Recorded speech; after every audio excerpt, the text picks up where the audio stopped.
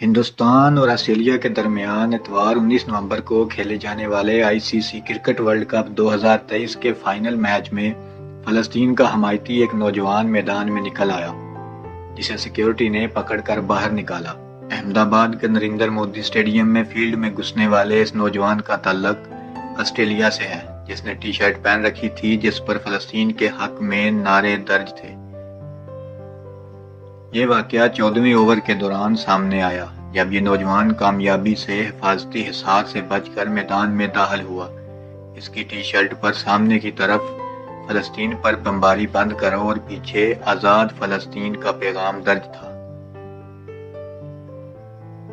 اس سفید T shirt کے ساتھ سرخ شارٹس پہن رکھے تھے جس میں فلسطین کے حق میں نعرے درج تھے۔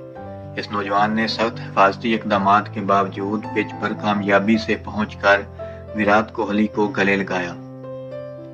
نریندر مودی کرکٹ اسٹیڈیم احمد آباد کے گراؤنڈ سٹاف نے فوری طور پر نوجوان کو میدان سے باہر نکالا اور بعد میں اسے گرفتار کر لیا گیا۔ گرفتاری کے بعد اس شخص نے بتایا کہ اس کا نام جان ہے اور وہ آسٹریلیا سے ہے۔ اسے اسٹیڈیم سے احمد آباد کے چاند کھیڑا پولیس اسٹیشن لے جایا گیا۔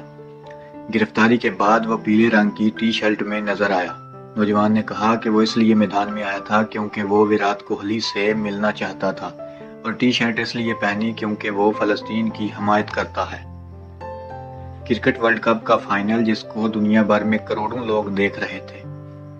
اسی دوران یہ شخص سیکیورٹی کو پاؤں تلے رونتا ہوا میچ کے دوران گراؤنڈ میں کوہلی کے پاس پہنچ گیا۔